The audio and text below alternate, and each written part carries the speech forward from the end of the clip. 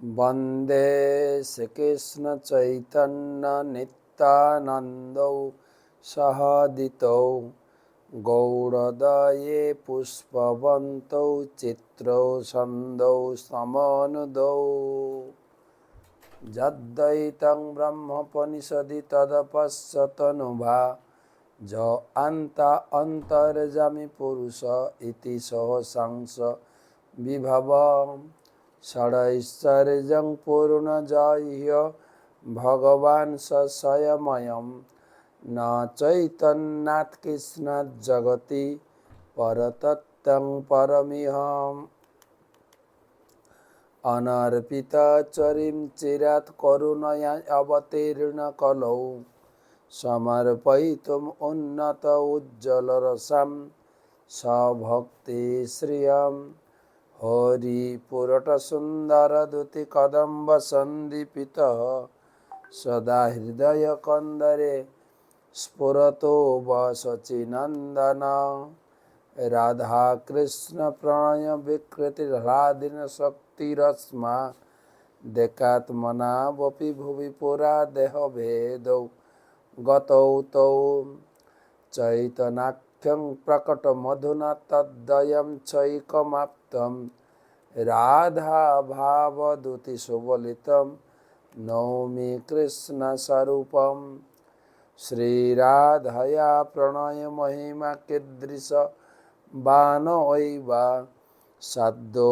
जनाद्भुतमधुरिमा कीदृश वा मोदीय सौखञ्जस्य मदनुभवत कीदृशं वेति लोभा तद्भावाढ्य समजनिशचिगर्भसिन्धौ हरिन्दो वन्दे अहं श्रीगुरो श्रीयुतपदकमलं श्रीगुरून् वैष्णवांश्च श्रीरूपं साग्रजातं सहगण रघुनाथान्वितं तं सजीवम् साद्वैतं सावधूतं परिजनसहितं कृष्णचैतन्यदेवं श्रीराधाकृष्णपादान् सहगणललिता श्रीविशाखान्वितांश्च नमो ॐ विष्णुपादाय कृष्णप्रेष्ठाय भूतले श्रीमते भक्तिवेदान्त स्वामिनिति नामिने नमस्ते सारस्वते देवे गौरवाणी प्रचारिणे निर्विशेषशून्यवादी पाश्चात्यदेशतारिणे ॐ नीलाचलनिवासाय नित्याय परमात्मने बलभद्र सुभद्राभ्यां जगन्नाथाय ते नमः। जय श्री कृष्ण चैतन्य प्रभु नित्यानंद श्री अद्वैत गदाधर श्रीवासदि श्री गौर भक्तबिंद हरे कृष्णा कृष्णा कृष्णा हरे हरे हरे राम राम राम हरे हरे। सुधी सज्जन मंडली, আজকে বৃহস্পতিবার গুরুবার, সেই উপলক্ষে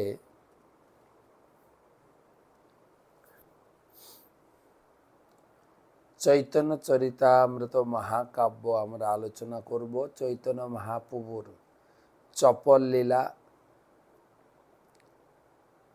বা মধুর বাল্যলীলা। মহাপ্রভু গঙ্গার পাড়ে গিয়ে যেই নবদ্বীপের মেয়েরা এসেছে শিব পূজা করার জন্য, তাদের কাছে গিয়ে বলছেন, আমি হচ্ছি শিব ব্রহ্মা, তাদের সকলের স্বামী, আমার পূজা করো। আমার পূজা না করলে, আমার পূজা করলে তোরা ভালো বর প্রাপ্ত হবে, ধন ধান্যে সুপণ্ডিত সুপুরুষ বর পাবে। আর যদি আমাকে অবহেলা করো, আমাকে পূজা না করো, বুড়ো পতি পাবে এবং 5 সতীন থাকবে। এইভাবে যে মেয়েরা পুজো করেছে তারা বলছে, নিমাই তুই কি বলছিস, তুই আমাদের ভাইয়ের মতো এরকম বলছিস। নিমাই বলছে, আমি যা বলছি ঠিক বলছি। তো কিছু কিছু মেয়েরা তারা পুজো করে নিমাইকে এবং তাদের আশীর্বাদ দিয়েছেন, ভালো পতি পাবে। কোন কোন কন্যা পলাইল নৈবেদ্য লইয়া, তারে ডাকে কহি সক্রোধ হইয়া, যদি নৈবেদ্য না দেহ হইয়া কৃপণী, বুড়া ভর্তা পাবে আর চারি চারি সতিনী। তাদেরকে কিছু মেয়ে পালিয়ে গেছে নিমাইয়ের জ্বালাতনে। তখন নিমাই জোরে জোরে বলছেন, এই কৃপণী, সব আমাকে নৈবেদ্য না দিয়ে পালিয়ে যাচ্ছ, আমি অভিশাপ দিচ্ছি, তোমরা বুড়ো পতি পাবে আর 4টে করে সতিনী থাকবে। ইহা শুনি তা সবার মনে হইল ভয়, কোনো কিছু জানে কিবা দেবাবিষ্ট হয়। তারা চিন্তা করলো, কি জানি নিমাইয়ের উপরে দেবতার ভর হয়েছে মনে, যার জন্য এরকম বলছে। তারা আবার ঘুরে এসে আনিয়া নৈবেদ্য তারা সম্মুখে ধরিল, খাইয়া নৈবেদ্য তারে ইষ্টবর দিল। সেই মেয়েরা ভয়ে ঘুরে এসে নৈবেদ্য সব নিমাইকে অর্পণ করলো। নিমাই সব নৈবেদ্য গ্রহণ করে তাদের বর দিয়েছে। এই মতো চাপল্য সব লোকেরে দেখায়, দুঃখ কারো মনে নহে, সবে সুখ পায়। কিন্তু কেউ দুঃখ পেত না, নিমাইয়ের চাপলে সবাই আনন্দ পেত। আর তারপরে সেই মেয়েদের পরে পরে লক্ষ্মী প্রিয়ার সঙ্গে দেখা নিমাই, সেখান থেকে আমরা আলোচনা করব 62 শ্লোক থেকে। সর্বপ্রথমে গুরুদেবের চরণে প্রণাম করে তার আশীর্বাদ প্রার্থনা করি। নমঃ বিষ্ণুপাদায় কৃষ্ণপৃষ্ঠায় ভূতলে শ্রীমতে জয়পতাকা স্বামিনীতি নামিনে। নমঃ আচার্যপাদায় নিতাই কৃপা প্রদায়িনে, গৌরকথা ধামদায় নগরগ্রাম। তো সবাইকে আজকে চৈতন্য সুধা মাধুরী ক্লাসে সুস্বাগতম জানাই। আজকে পড়তে পড়তে 200তম পূর্ণ হয়ে গেল। পড়তে পড়তে আমরা চৈতন্য চরিতামৃতের আজকে আদিলীলা প্রায় শেষ করতে চলেছি। আদিলীলার এই 14 পরিচ্ছেদ, 14 পরিচ্ছেদ আজকেই শেষ হবে। তারপরে আর 3টা 15, 16, 17 কমপ্লিট হবে। তো 200তম চৈতন্য সুধা মাধুরীতে আপনাদের সুস্বাগতম জানাই। জয় জয় শ্রী চৈতন্য জয় নিত্যানন্দ, জয় অদ্বৈত চন্দ্র জয় গৌর ভক্তবৃন্দ। জয় জয় শ্রী চৈতন্য জয় নিত্যানন্দ, জয় অদ্বৈত চন্দ্র জয় গৌর ভক্তবৃন্দ। জয় জয় শ্রী চৈতন্য জয় নিত্যানন্দ, জয় অদ্বৈত চন্দ্র জয় গৌর ভক্তবৃন্দ। তো আমার তো পরম সৌভাগ্য, প্রতিদিন গুরু মহারাজ চৈতন্য চরিতামৃত শুনছেন, সেখানেও আদিলীলা পাঠ করছি। ধারাবাহিকভাবে গুরু মহারাজ শুনেই চলেছেন। সে চৈতন্য চরিতামৃতর আজকে আদিলীলা 14 পরিচ্ছেদের 62 শ্লোক 62। অনেকে ক্লাস শুনছেন, বলে মহারাজ কোথা থেকে পড়ছে? আমি তো প্রতিদিন প্রতি ক্লাসে বলছি কত নম্বর শ্লোক পড়ছি। চৈতন্য চরিতামৃত মহাকাব্য আদি লীলা চতুর্দশ পরিচ্ছেদ 14 নম্বর শ্লোক থেকে আমরা পড়ব। তার আগে দুটো ছোট প্রশ্ন আছে, সেরে নিই। রূপসা হাজরা, হাওড়া থেকে। মহারাজ, আমার একটি প্রশ্ন হচ্ছে, ভাগবতের দ্বিতীয় স্কন্ধে প্রথম অধ্যায় 31 শ্লোকে বলা হয়েছে বেদসমূহ সেই বিরাট পুরুষের ব্রহ্মরন্ধ্র যমরাজ তার দংষ্ট্রা, স্নেহকলা তার দন্তপঙ্ক্তি। এই ব্রহ্মরন্ধ্র, দংষ্ট্রা, স্নেহকলা, এই পঙ্ক্তি শব্দগুলির অর্থ কী? সব থেকে বড় কথা হচ্ছে, আপনি ভাগবতম খুঁটিয়ে খুঁটিয়ে পড়ছেন, শুনে খুব ভালো লাগছে। পড়লে প্রশ্ন আসবে। দ্বিতীয় স্কন্ধে প্রথম অধ্যায় 31 শ্লোক একদম মেনশন করে দিয়েছে। তো যাই হোক, মূল কথা হচ্ছে ওখানে যে বর্ণনা রয়েছে দ্বিতীয় স্কন্ধে, সুখদেব গোস্বামী প্রথমে বিরাট পুরুষের বর্ণনা করছেন। এই সারা ব্রহ্মাণ্ডটা বিরাট পুরুষের শরীর। হ্যাঁ, তার মস্তক, তার চরণ, তার নাভিদেশ, বক্ষস্থল, মুখমণ্ডল, তার কেশ, নাড়ি সব বর্ণনা করা হয়েছে। তো আপনি যেটা বলছেন যে বিরাট পুরুষের ব্রহ্মরন্ধ্র, শরীরের একটা শরীর চিন্তা করুন, ব্রহ্মতালু বলে। যখন আমরা মারা যাব, আমাদের শরীরে 9টা গেট আছে। আমি ঘরে আছি না, ঘর থেকে বেরোতে গেলে গেট থাকে। তাই এই শরীর রূপীর ঘরের মধ্যে আত্মা আছে। আত্মা বেরোবে মৃত্যুর সময়। হ্যাঁ, কারোর অধস্তন মানে পায়ু থেকে নির্গত হয়, কারোর মুখ থেকে। কিন্তু যারা যোগী, উপরে ব্রহ্মতালু, ব্রহ্মরন্ধ্র, তালু ভেদ করে বেরোয়, এটা ব্রহ্মতালু বলা হয়। ব্রহ্মরন্ধ্র আছে, এটাকে বলে বিরাট পুরুষের শরীরের মাথার ব্রহ্মতালু। কেউ কেউ বলে ভ্রুর মধ্যে থেকে বেরোয়। তারপরে আপনার দংষ্ট্রা, যমরাজ হচ্ছেন দংষ্ট্রা মানে দাঁত, দন্তপঙ্ক্তি। ভগবান বিষ্ণুর বা বিরাট পুরুষের দন্তপঙ্ক্তি, যেখানে কর্কশ, কখনো মধুর কখনো কর্কশ। যমরাজ সেই কখনো পাপীদের কর্কশ যন্ত্রণা অথবা পুণ্যবানদের মধুর উপহার, স্বর্গে চলো বা সুন্দর শরীর পাবে, ভাগ্য পাবে, ভাগ্যবতী হবে। তো দন্তপঙ্ক্তি। আর স্নেহকলা, স্নেহকলা হচ্ছে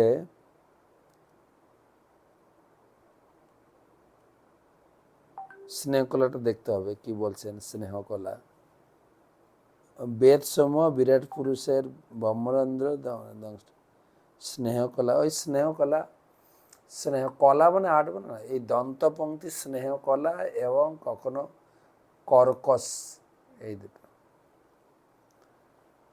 তো ধন্যবাদ, আপনি নিয়মিত এইভাবে ভাগবত পড়ুন। ভাগবত স্বয়ং ভগবান। আপনি গুরুদেবের স্মরণ করে ভাগবত পড়বেন। ভগবান বলছেন আমি ভিতর থেকে বুদ্ধি দেব, তার সে যাতে ভালো করে ভাগবত বুঝতে পারে।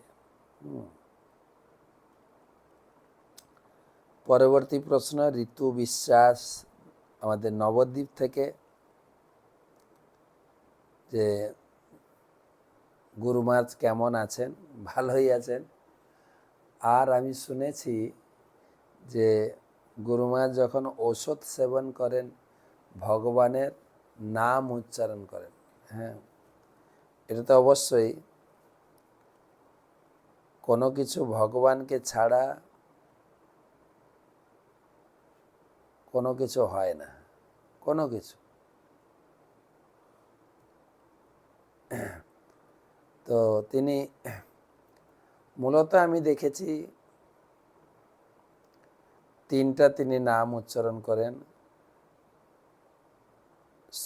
ওম শ্রী গোবিন্দা, ওম শ্রী জনার্দন, ওম শ্রী পুরুষোত্তম, এরকম বলতে শুনি। 3 বার তিনি নাম উচ্চারণ করে তিনি ঔষধ গ্রহণ করেন। এমনি বেদে সাধারণত বর্ণনা করা হয়েছে যে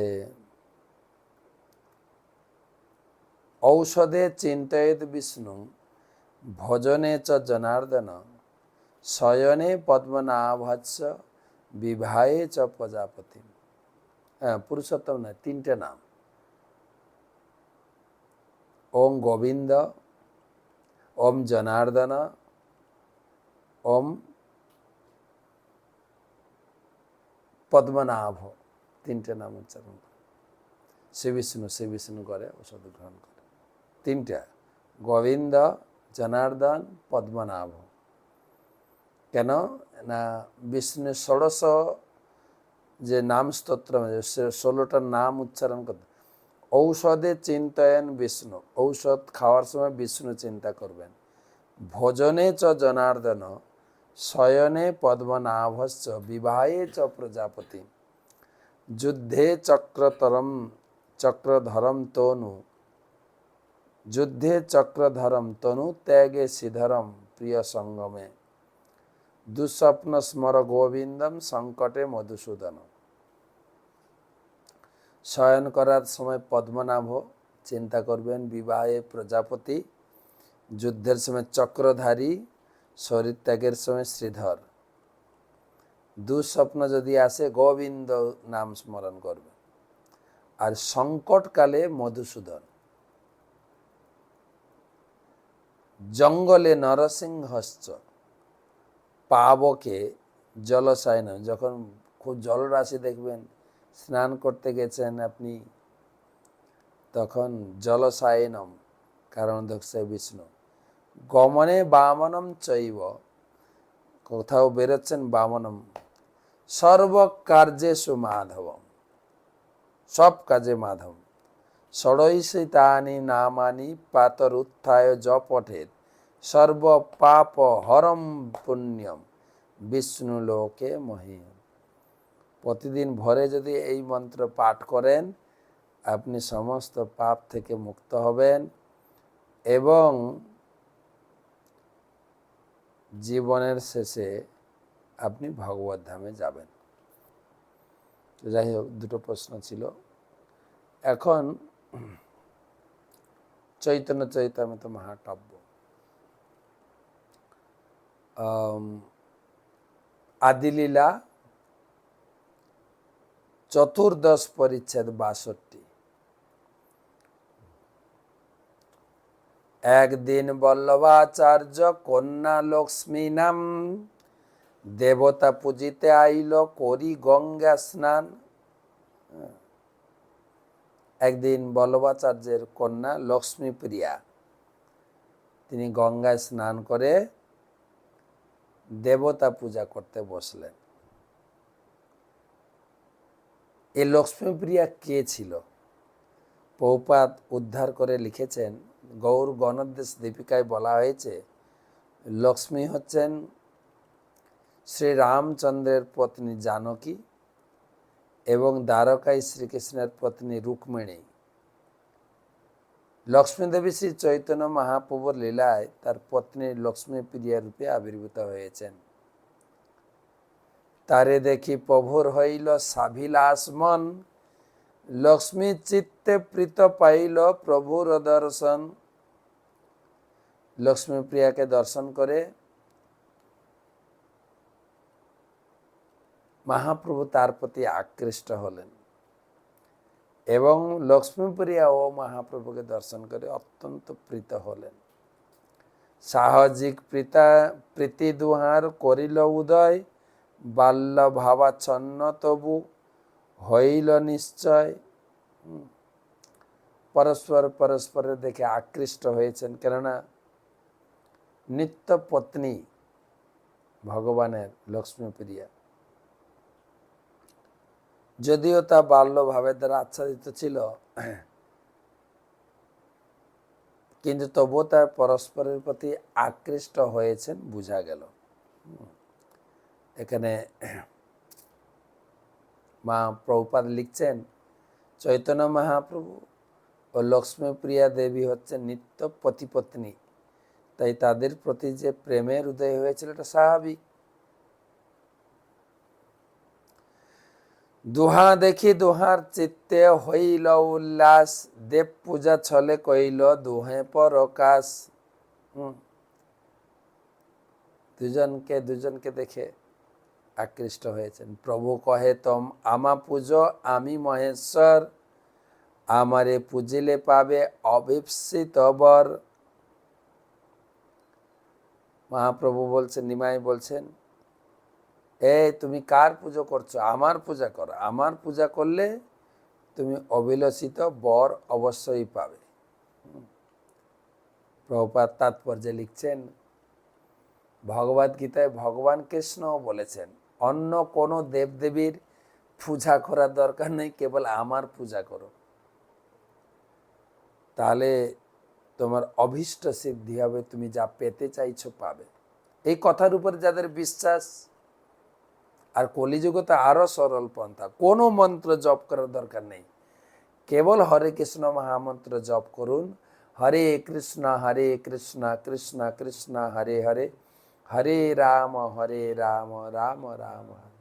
এই হরে কৃষ্ণ মন্ত্র জপ করার ফলে সমস্ত ইয়া হইতে সর্বসিদ্ধি হইবে সবার, সর্বক্ষণ বল হইতে বিধি নাই আর। সবসময় হরিনাম করুন, এর কোনো বিধি নিয়ম নীতি কোনো কিছু দিলেন না, সবসময় বলুন। আর গীতায় ভগবান তো কতবার বলেছেন, প্রথমে গীতার শুরুতে বললেন, যাবান অর্থ উদোপানে সর্বত সংপ্লুতোদকে তাবান সর্বেষু ব্রাহ্মণস্য বীজানত, তাবান সর্বেষু। যে পরম ব্রহ্মর সেবা করলে সব কিছু সাধিত হয়। যাবান অর্থ উদোপানে, উদোপানে মানে জল, ক্ষুদ্র জলাশয়ে আলাদা আলাদা কিছু কাজ হয়, কিন্তু বৃহৎ জলাশয়ে সমস্ত কাজ সাধিত হয়। সেভাবে পরম ব্রহ্মের সেবার মাধ্যমে সব কিছু সাধিত। লক্ষ্মী দেবী এই কথা শুনে লক্ষ্মী তার অঙ্গে দিল পুষ্পচন্দন, মল্লিকার মালা দিয়া করিল বন্দন। আগের মেয়েরা যেরকম করেছে লক্ষ্মীপ্রিয়াও তাই করলেন, যা নৈবেদ্য এনেছেন মালা চন্দন সব দিয়ে নিমাইকে পূজা করলেন, ভোগ অর্পণ করলেন। প্রভু তার পূজা পাইয়া হাসিতে লাগিলা, শ্লোক পড়ি তার ভাব অঙ্গীকার কইলা। মহাপ্রভু নিমাই খুশি হয়ে ভাগবতমের একটা শ্লোক পড়ে তাকে অনুমোদন করলেন, মানে তোমার সেবা গ্রহণ করেছি, তোমাকে আমি পত্নী রূপে গ্রহণ করলাম। সংকল্প বিদিত সাধ্য ভবতী নাম মদর্চনম, ময়ানো মদিত সহ সত্য ভবিতুর মরহতি। যে শ্লোকটি ভাগবতমে যখন সেই ব্রজের গোপীরা 1 মাস ব্যাপী কাত্যায়নী পূজা করেছেন, লাস্ট দিন তারা যমুনায় স্নান করতে নেমেছেন, আর কৃষ্ণ এসে তাদের সব বস্ত্র চুরি করে, যে বস্ত্রহরণ লীলার সময় এই শ্লোকটা হয়েছে বলেছিলেন ভগবান।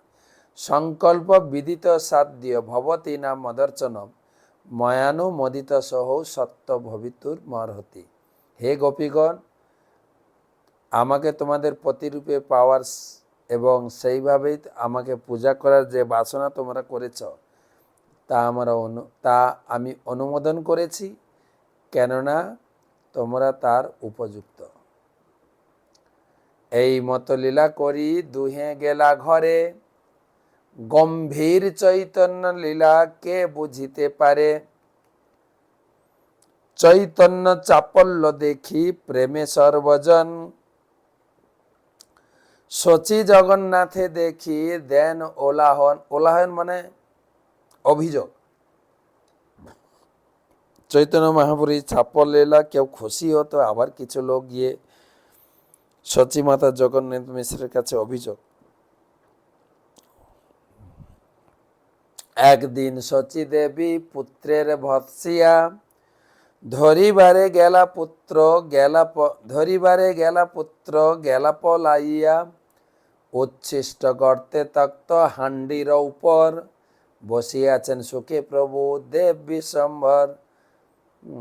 নিমাইকে ভৎসনা করে যেই ধরতে গেছে, নিমাই পালিয়ে গিয়ে যেখানে রান্না করার পরে সেই মাটির হাঁড়ি বাসনগুলো ফেলা হয়েছে, ওই হাঁড়ি বাসনগুলোর উপরে বসে আছে।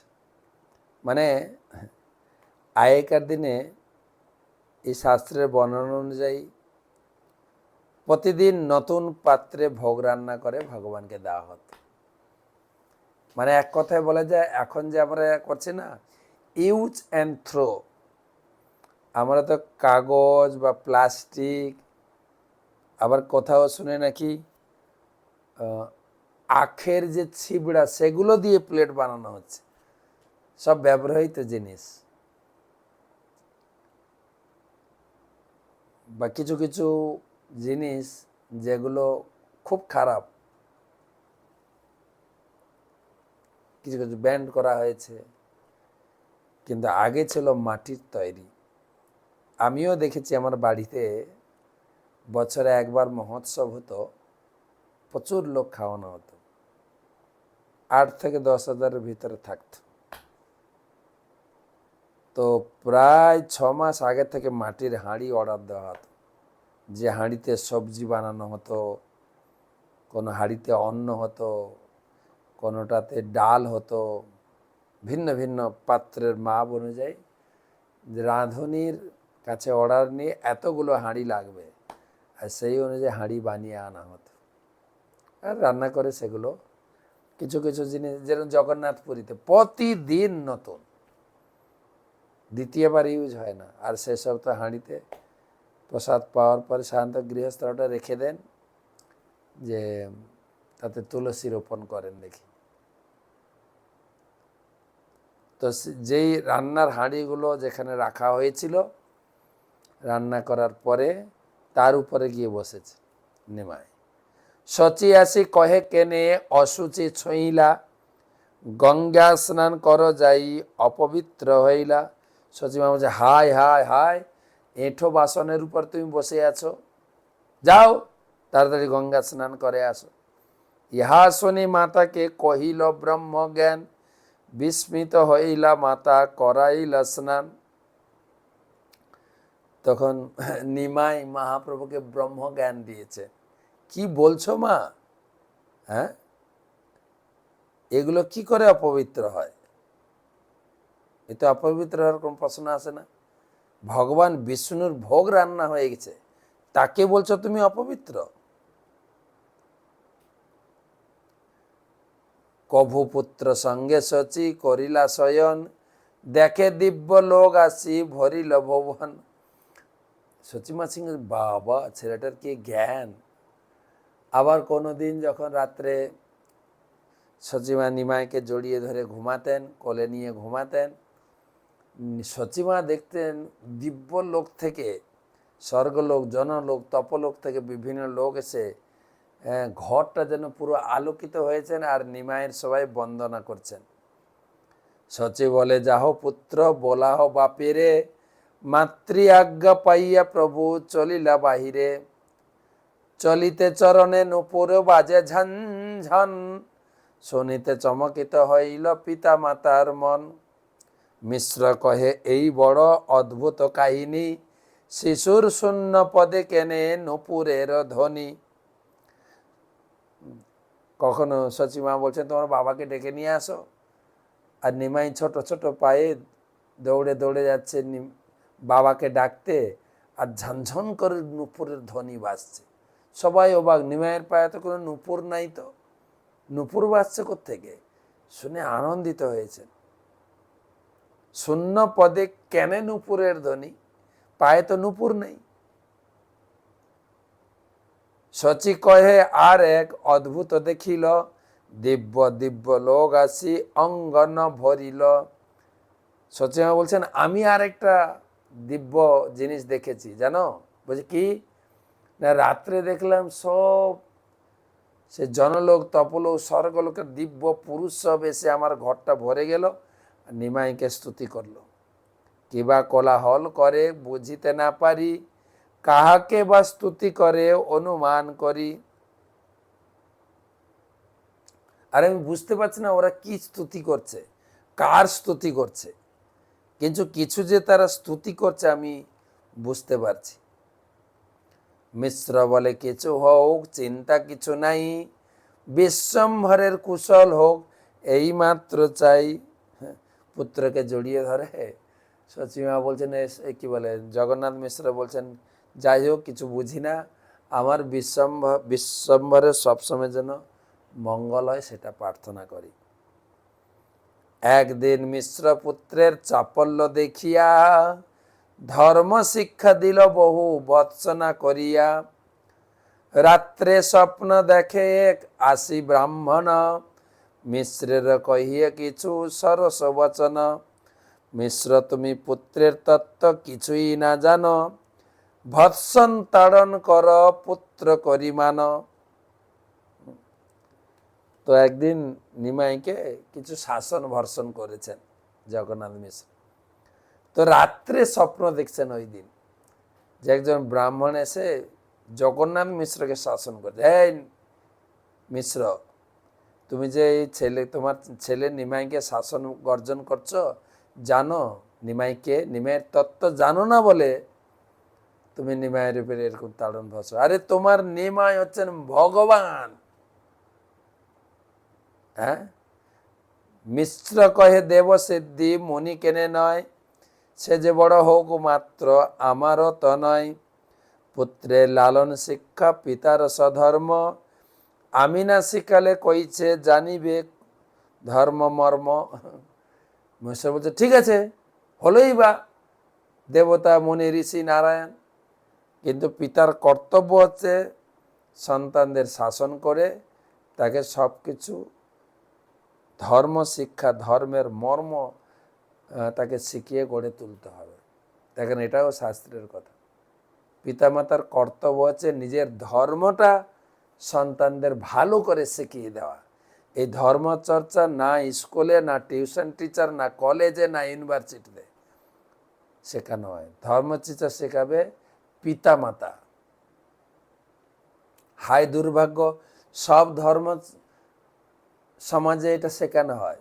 ইসলাম ধর্মে পিতামাতা তাদের কোরআন পড়ায়, তাদের ঈশ্বর সম্বন্ধে চেতনা শেখায়। খ্রিস্টান ধর্মেও তাই। কেবল আমরা হিন্দুরা মা বাবা ধর্ম শিক্ষা দেয় না, না এখন না, বুড়ো হলে করবি, বাস। চৈতন্য চরিতামৃতে লেখা আছে দেখেন, মিশ্র কহে দেব সিদ্ধ মনি কেনে নয়, সে যে বড় হোক মাত্র আমার তো নয়, আমার ছেলে।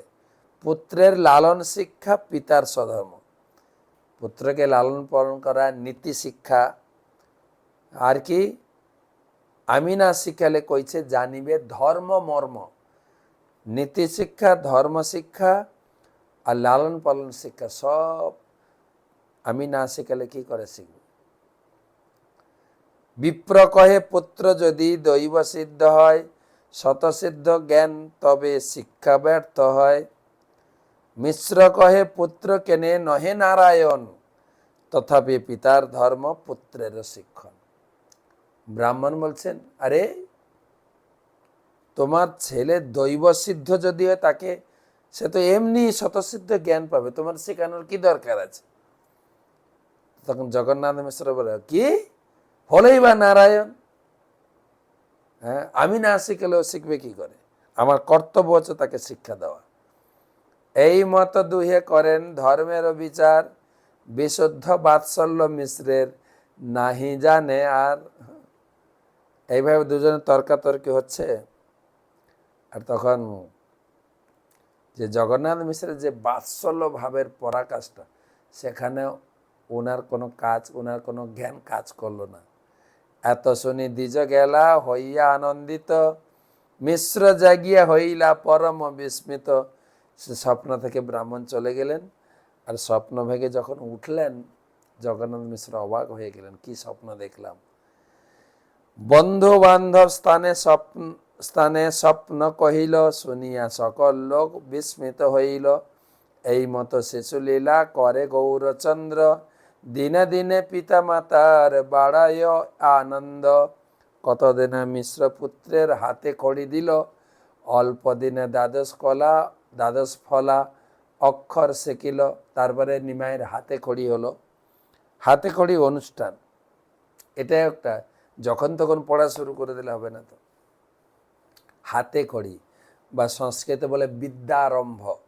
সাধারণত আমাদের এই বিদ্যারম্ভ হাতে খড়ি, এটা আমাদের সরস্বতী পূজাতে হয়। বাগদেবীর সামনে বসে বাচ্চারা লেখা শেখেন, ব্রাহ্মণ মন্ত্র দিয়ে, সরস্বতীর আশীর্বাদ দিয়ে। আর সরস্বতী দেবী আসেন, তার নাম হচ্ছে বাগদেবী। বাগদেবী মানে সরস্বতী দেবী। বাগ বাগ মানে কথা, যার কৃপায় মুখে কথা ফুটে। এখন তো যখন তখন এসে লোকে বলে, মহারাজ আমার ছেলেটার একটু মেয়েটার একটু হাতে খড়ি করে দেন। হাতে খড়ি তো সরস্বতী পূজার দিয়ে না, আপনাকে তো পাবো না। বলে, আমি তো সরস্বতী দেবী থেকে বড় নই তো। সরস্বতী দেবীর কৃপা হলে আপনার সন্তানের কথা ফুটবে, জানেন। একটু অপেক্ষা করেন, আর 2-3 মাস, তারপরে। তো যে ব্রাহ্মণ থাকুক, যিনি সরস্বতী পূজা করেছেন, সে জাগতিক ব্রাহ্মণ হোক, আমাদের ব্রাহ্মণ হোক, তার কাছে বসে হাতে খড়ি, বিদ্যারম্ভ, দ্বাদশ ফলা, এখানে লিখেছেন রেপ মূর্ধন্য দন্তন্য ম জ র ল ব রি লি। এগুলো আবার যে কেন দ্বাদশ ফলা বলা হয় আমাকে জিজ্ঞাসা করেন না, আমি এর উত্তর দিতে পারবো না। চৈতন্যতে লেখা আছে যা। বাল্যলীলা সূত্র এই কইল অনুক্রম, ইহা বিস্তারিয়াছেন দাস বৃন্দাবন। অতএব এই লীলা সংক্ষেপে সূত্র কইল, পুনরুক্তি ভয়ে বিস্তারিয়া না কহিল। আমি সংক্ষেপে সূত্ররূপে বললাম, বিস্তারিত চৈতন্য ভাগবত গ্রন্থে পাবেন। চৈতন্য ভাগবতে বাল্যলীলা বিস্তারিত। তো আমি পুনরুক্তি করছি না, কেন অপরাধ হয়ে যাবে উনার চরণে। শ্রীরূপ রঘুনাথ পদে যা রাস, চৈতন্য চরিতামৃত কহে কৃষ্ণ দাস। ইতি শ্রী চৈতন্য মহাপ্রভুর বাল্যলীলা বর্ণনা করে শ্রী চৈতন্য চরিতামৃতের আদিলীলার ৪র্দশ পরিচ্ছেদের ভক্তি বেদান্ত তাৎপর্য। তো এখানে 14 অধ্যায় সম্পন্ন হলো। একটু বলরাম লীলা বলি। কৃষ্ণলীলা, বলরাম লীলা। নিমাই যেরকম পড়াশোনার চাপল্য, কৃষ্ণলীলায় আজকে তার লেখাপড়া শুনবো। কেননা নিমাইয়ের হাতে খড়ি হলো, কৃষ্ণলীলায় কি করেছিলেন, তারা কি পড়েছিলেন না? না, কেননা আমরা আলোচনা করছি মথুরা লীলা, যেখানে কংস হত্যা হয়েছে, পিতামাতাকে উদ্ধার করা হয়েছে। পিতামাতা এতদিন ছিল না, পড়াশোনার বেলায় ছিল না। এখন কৃষ্ণ বলরাম যাবেন পড়তে। নমস্তে স্তু হলগ্রাম, নমস্তে মুসলায়ুধ, নমস্তে রেবতী কান্ত, নমস্তে ভক্তবৎসল, নমস্তে বলিনাম শ্রেষ্ঠ, নমস্তে ধরণীধর, পলম্বারে নমস্তে স্তু ত্রাহি মাম কৃষ্ণ পূর্বজ। তো বলরাম, কৃষ্ণ বলরাম পিতামাতাকে কংসের কারাগার থেকে উদ্ধার করেছেন। পিতামাতার পা ছুঁয়ে প্রণাম করেছেন, হে মাতা পিতা, হে প্রিয় মা, প্রিয় বাবা, তোমাদের সেবা করতে না পারায় আমাদের ক্ষমা করো। এই কথা শুনে দেবকী বসুদেব তো দুজনকে জড়িয়ে ধরেছে। দেবকীর বাৎসল্য এবং বসুদেবের বাৎসল্য, দেবকীর চোখের জল আর বুকের দুধ। ছেলে কত বড় হয়ে গেছে, ধরুন প্রায় 11.5-12 বছর। কৃষ্ণ তো অভিষেক হয়ে গেছে মায়ের বুকে। এবং তারা দুজন, নন্দ বাবা যশোদাকে ধন্যবাদ জানালেন যে তোমাদেরকে বড় করে তুলেছে, তোমাদেরকে আগলে রেখেছে। যাই হোক, তাদের উপনয়ন দীক্ষা হলো, যেটা বলে ব্রাহ্মণ দীক্ষা। উপনয়ন দেওয়ার পরে তাদেরকে সান্দীপনি মুনির আশ্রমে পড়ার জন্য পাঠিয়ে তাদেরকে হস্টেলে বোর্ডিংয়ে রেখে দিলেন। তাদের সঙ্গে জুটল সুদামা, কৃষ্ণ বলরাম সুদামা। কৃষ্ণ বলরাম অত্যন্ত বিনীত ব্যবহারে সান্দীপনি মুনি খুব সন্তুষ্ট ছিলেন এবং তাদেরকে 6টি বেদাঙ্গ, উপনিষদ, সমগ্র বেদ, ধনুর্বেদ, ধর্মশাস্ত্র, যুক্তিবিদ্যা, দার্শনিক বিতর্ক, রাজনীতির 6টি শাখা সব শিখিয়েছেন, প্লাস 64টা আলাদা শিক্ষা দিয়েছেন। 64টা বলবো নাকি আপনারা শুনে নেবেন? প্রথম হচ্ছে গান করতে শেখা, বাদ্য বাজাতে শেখা, নাচ শেখা, নাটক, চিত্রাঙ্কন, তিলক ধারণ ও প্রসাদন দিয়ে মুখ ও দেহ সাজানো, তারপরে চাল ও ফুল দিয়ে আলপনা তৈরি করা, তারপরে ফুলের সজ্জা তৈরি করা, দাঁত, কাপড় ও অঙ্গ রঞ্জিত করা, দাঁতকে সাজানো, কাপড় দিয়ে শরীর সাজানো, রত্নখচিত মেঝে তৈরি করা, তারপরে 11 নম্বর আছে বিছানা সাজানো, জল তরঙ্গ বাজানো, জলে আমরা জল থাপা দিয়ে বাজাতাম, জল তরঙ্গ, জল ছিটিয়ে খেলা, রঙের মিশ্রণ, মালা গাঁথা, মালা গাঁথা সবাই পারেন, দেখেন এই মালাটা কত সুন্দর, রং বেরঙ, এই চয়েস থাকা চাই। বা আবার কোথাও কোথাও গোলাপের এক একটা পাপড়ি খুলে রোল করে করে বানায়। আমাদের মায়াপুরে দেখি কত এক্সপার্ট মালা তৈরি করা, শিরস্থান বা মুকুট সাজানো, সাজঘরে পোশাক পরা, কানের অলংকার তৈরি করা, সুগন্ধি প্রলেপ তৈরি করা, অলংকার দিয়ে সাজানো, জাদুকরি বিদ্যা, হাত মুঠো করে আমরা ধাঁধা ধাঁধা, হাতের ভিতরে কি আছে বলতো, ছদ্মবেশ ধারণের শিল্প, তারপরে হাতের কারসাজি, যেরকম আপনাদের জাদু, হাতের কারসাজি, বিভিন্ন প্রকার স্যালাড তৈরি, খাবার দাবার, স্যালাড, রুটি, পিঠা, সুস্বাদু খাবার। স্যালাড মানে ওই 2-4টা শশা ধনে পাতা দিয়ে দিলে না, তার ড্রেসিং আছে, কোন স্যালাডের সঙ্গে কি দিতে হবে, বিভিন্ন আমাদের মায়াপুরে শেখায় স্যালাড তৈরি। সুস্বাদু পানীয় বা শেক তৈরি করা, রং মিশ্রিত পানীয় তৈরি করা, সূচের কাজ ও বুনুন, কীভাবে সূচ যে কাঁথা বুনতে হয় বা সূচের কাজ, সুতো দিয়ে পুতুল নাচানো, বীণা, ডমরু বাজানো, ধাঁধা তৈরি, সমাধান করা, স্মৃতিশক্তির পরীক্ষার জন্য শ্লোক বলা, কঠিন কথা বলা ও অন্যের উত্তর দিতে পারবে না এরকম, বই পাঠ করা, ছোট্ট নাটক মঞ্চস্থ করা ও গল্প লেখা। আর কি শিখলেন? কাব্যিক জটিলতা সমাধান, কাপড় ও লাঠি দিয়ে ধনুক তৈরি করা, তাকু দিয়ে সুতো কাটা, জানি না এটা কি, ছুতরের কাজ, স্থাপত্যবিদ্যা বা বাস্তুবিদ্যা, তার রূপা ও রত্ন চেনা, ধাতুবিদ্যা, রত্ন রঞ্জিত করা, খনিজ বিদ্যা, ভেষজ চিকিৎসা, ভেষজ মানে জড়িপুটি দিয়ে কী করে চিকিৎসা করা যায়, তারপরে মেষ, মোরগ, পাখির লড়াই প্রশিক্ষণ, মোরগ লড়াই আমাদের আদিবাসীদের মধ্যে আছে, এগুলোও শিখেছেন।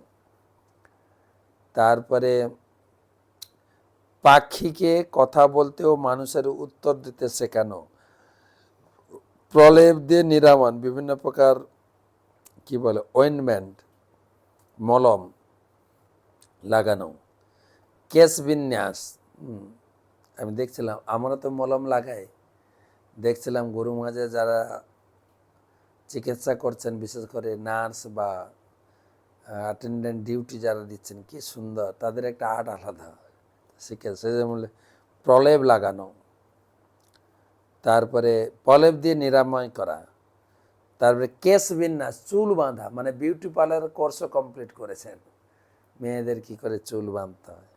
কেননা কোন স্ত্রী আবার বলে তুমি আমাকে চুলটা বেঁধে দাও না। না দেখে বইয়ের লেখা বলা বা অন্যের হাতের মুঠোয় কি আছে বলা, কুযুক্তি ও বিদেশি কূটতর্ক তৈরি করা, আঞ্চলিক ভাষার জ্ঞান। আঞ্চলিক ভাষা, আমি যখন 9-10-এ পড়তাম আমার মনে পড়ে একজন আমার স্কুল টিচার, গণিতের টিচার ছিল, খুব কড়া লোক। তিনি এসেই বলতেন, এই তোদেরকে আজকে একটা আঞ্চলিক ভাষা শেখাবো। প্রথমে মজা করে হাসিয়ে তারপরে গণিত পড়াতেন, গণিত পড়া ধরতেন। তো এসে বলছেন, বলতো আঞ্চলিক ভাষায় অনুবাদ কর, একটি মেয়ে পুকুর ঘাটে স্নান করছে, এটা আঞ্চলিক ভাষায় বল, মানে তোর নিজের ভাষায়, গ্রামের ভাষা। কেউ বলতে পারছে না। তখন স্যার বলছেন, কুকলিয়া খরাবাড়া মায়ের ঝিওটা গড়িয়া ঘাটরে ঢাপ্পা জুড়ুছি, আঞ্চলিক ভাষা। তারপরে ফুলের খেলনা গাড়ি তৈরি করা, ম্যাজিক স্কোয়ার ও সংখ্যাতত্ত্ব, কবচ ব্যবহার, কথোপকথন, মনে মনে কবিতা রচনা, সাহিত্যিক বা চিকিৎসা সংক্রান্ত সমাধান তৈরি, তার উপাসনালয় তৈরি, অভিধান ও ছন্দ জ্ঞান, এক কাপড়কে অন্যরকম দেখানো, বিভিন্ন রকম পাশা খেলা, জুয়া খেলা, তারপরে শিশুদের খেলনা নিয়ে খেলা, যোগশক্তির মাধ্যমে শাসন করা, 63 হচ্ছে বিজয় লাভ, 64 হচ্ছে ভোরবেলা সঙ্গীত দিয়ে প্রভুকে জাগানো। এই 64টা বিদ্যা শিখেছিলেন, প্লাস জ্ঞানের এই 64টা আনুষঙ্গিক ছিল। প্রতিদিন একটা শিখতেন, গুরুদেবের কাছে রাত্রে প্র্যাকটিস করেন, পরের দিন পড়া দিতেন। বাকি তো স্কুলের যত সেকশন আছে, সায়েন্স, আর্টস, কমার্স কমপ্লিট করেছিলেন 64 দিনে মাত্র। তারপরে পড়াশোনা কমপ্লিট, এবারে গৃহে ফিরবেন। তখন গুরুদেবের কাছে গিয়ে বললেন, গুরুদেব আপনার গুরু দক্ষিণা কি দিতে পারি? বলছেন, আমি তাহলে তোমার গুরু মায়ের সঙ্গে আলোচনা করি।